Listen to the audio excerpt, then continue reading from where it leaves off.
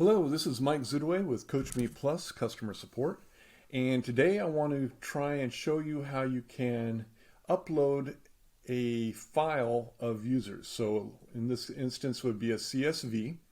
So I want to show you how we can do that. So you can upload a number of athletes at one time to get things started. All right. So this is how we'll do it. We'll go into the admin portal first. And from the admin portal, what we want to do is click on Settings, go to Security, and then go to Users. Now on this screen, we'll have an option for just adding a coach or adding a single athlete.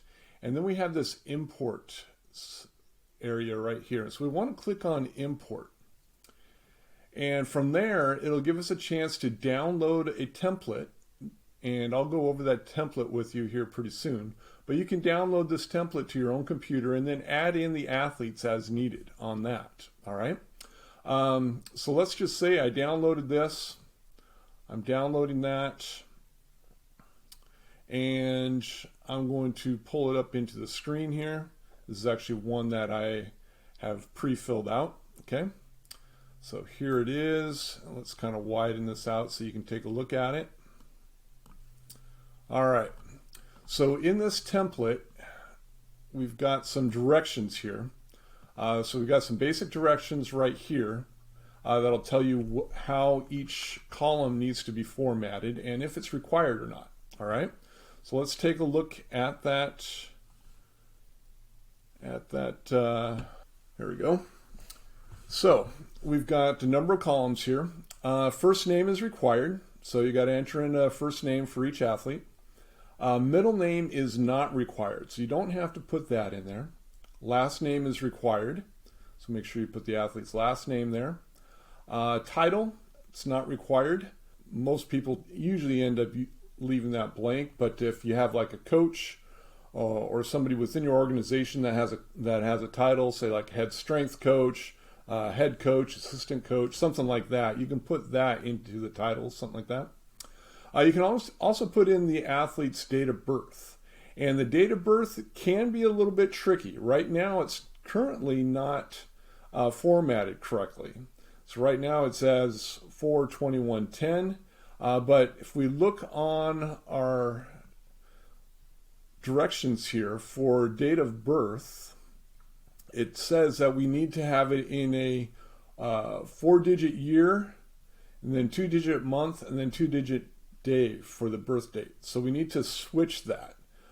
So in this instance, I would just highlight all three of those cells.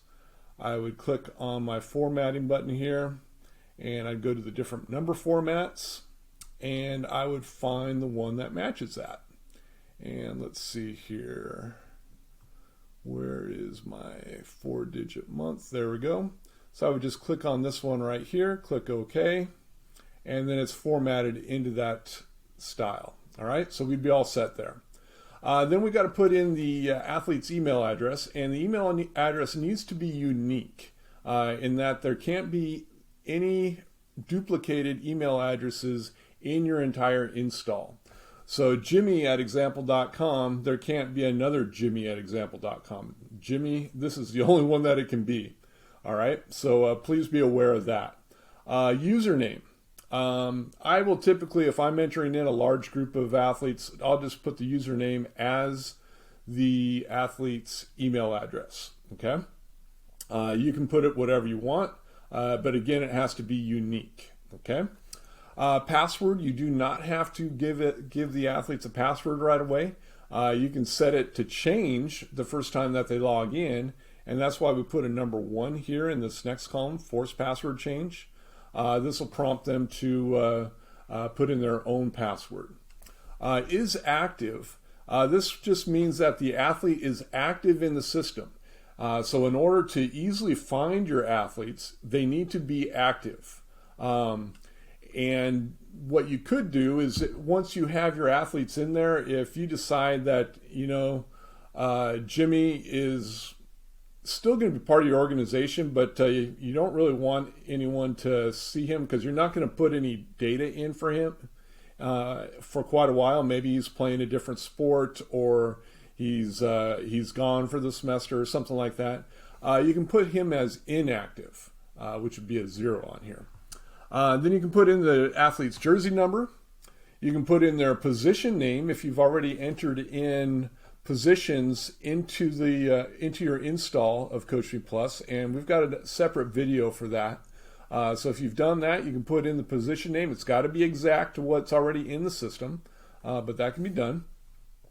And then the role name. Usually when we're bringing in athletes into the installation, they're usually just going to have the athlete role, and so that's why we put athlete there. Sometimes you'll bring in coaches, and there's a coach role, so you would put coach. But you need to be aware of what their role is going to be. And that can be changed later on, but that'll give them specific access in the system as an athlete or as a coach, all right? And then if you've already set up your training groups, then we want to put in the full line of what the training group would be. So this first one would be our upper level, so users is our upper level, and then athletes would be the subgroup of users. So you want to put your upper level, space, greater than sign, and then another space, and then the subgroup. All right? So now that we've got this all set, we can actually import this into the system. And it's fairly simple as long as we've got everything set up correctly. One thing I would recommend is that you make sure there are not any spaces before names or after names, and then also in the email addresses. Make sure there's no spaces before the start of the email address or after the email address. The system will recognize that, and it'll tell you that there was an error. So just make sure that all the data is clean and it's ready to go. All right. So let's go ahead and we're going to import this into the system, and I'll kind of walk you through that. All right. So I'm going to let's see here. I'm just going to minimize this. Okay. And so now I'm going to upload a file, and let me find it real quick. So let me pause here. All right. I found that file and I've uploaded that. I selected it and we're ready to go. So now I want to click on submit for review. So I'm going to submit for review. And looks like everything is good here. It's going to list all my athletes and all the stuff that was in that CSV. And all I got to do now is click import, and it will import those athletes into the system. So I'm going to click import. All right, we're all good. So now let's go in and let's double check to make sure that they were put in there.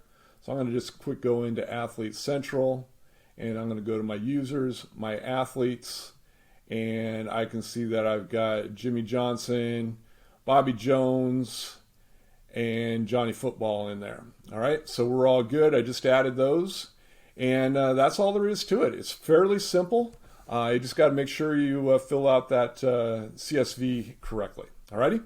Let us know if you have any questions. Aside from that, I hope you have a great day, and we'll talk to you soon. Bye-bye.